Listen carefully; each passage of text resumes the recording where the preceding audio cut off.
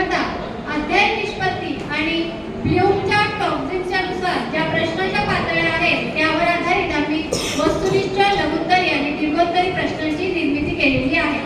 यापुढील ध्येय आपल्याला सर्व वाचून दाखवतो.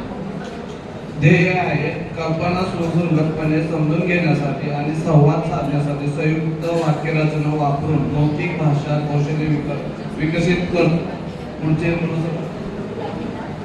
दिलेल्या घटकाशी संबंधित क्षमता आहे अपेक्षित क्षमता C1.1 वेगवेगळ्या संदर्भात अस्खलित आणि अर्थपूर्ण संवाद साधणे.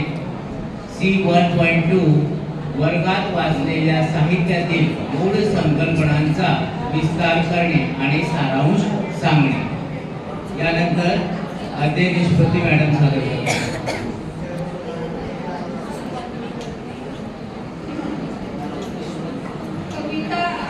निष्पत्ती आहे कविता वाचून त्यातील आशय स्पष्ट करणे. दुसरी आहे पुस्तकाचे महत्त्व आणि भूमिका समजून घेणे. तिसरी आहे स्वनिर्मितीने कविता तयार करण्याचे कौशल्य विकसित करणे.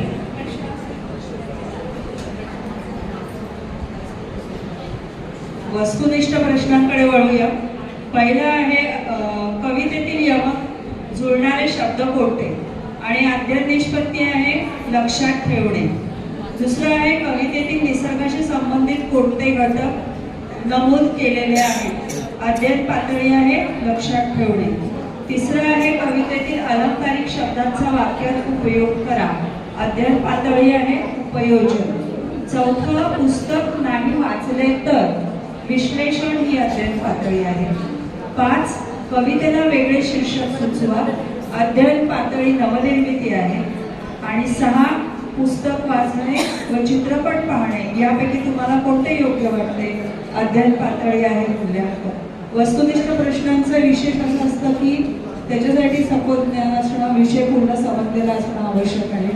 उपयोग त्याचा असा आहे की पुढच्या ज्या कॉम्पिटेटिव्ह एक्झाम्स येतील किंवा बोर्डाच्या परीक्षा येतील त्या सर्वांसाठी मुलांची तयारी होते. म्हणजे वस्तुनिष्ठ प्रश्नाकडे आपण वेगळ्या दृष्टीने महत्त्व देऊन जास्त बघण्याची गरज आता तरी जाणवायला लागली. त्याच्या पुढील आहे लघुत्तरी प्रश्न. प्रश्नांचा प्रकार आहे लघुत्तरी प्रश्न. कवितेत कोणता संदेश दिला आहे तो अध्ययन पातळी आहे लक्षात ठेवणे. हे लक्षात ठेव म्हणजे कोणता संदेश दिला आहे हे त्यांच्या मुलांच्या लक्षात राहिलं पाहिजे. दैनंदिन जीवनातील पुस्तकातील शिकवण तुम्ही कशी लागू कराल.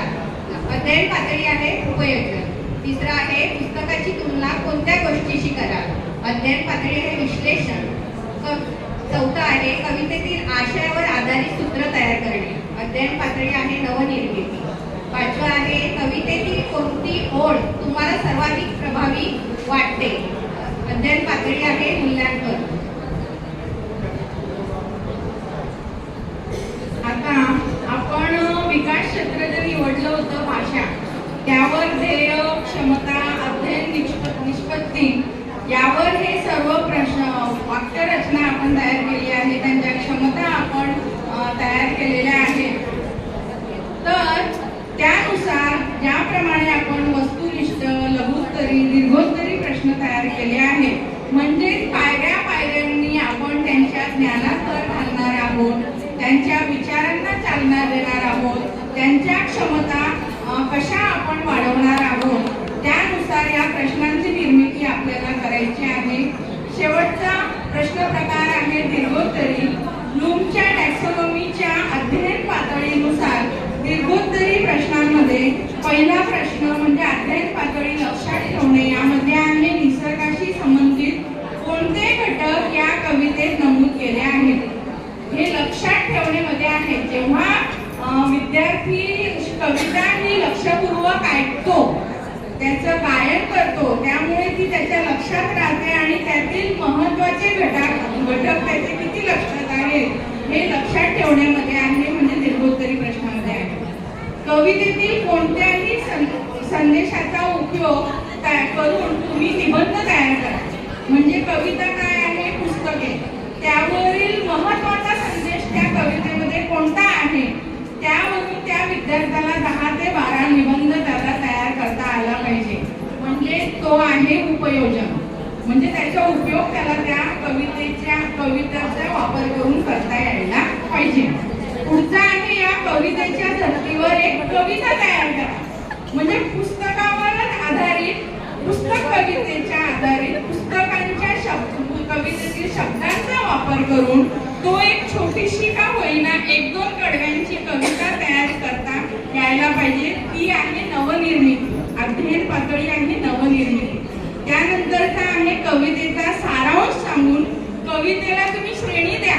अ ब क ड. जसं तुम्हाला शिक्षक विद्यार्थ्यांना श्रेणी देतात की आम्ही तुमचं मूल्यमापन करून तुम्हाला श्रेणी देतो, त्यानुसार त्या कवितेला पण तुम्हाला किती आवडली त्यानुसार श्रेणी द्या. म्हणजे त्याला त्याला एक आत्मविश्वास निर्माण होईल की आम्हाला श्रेणी द्यायला सांगितली आहे टीचरने.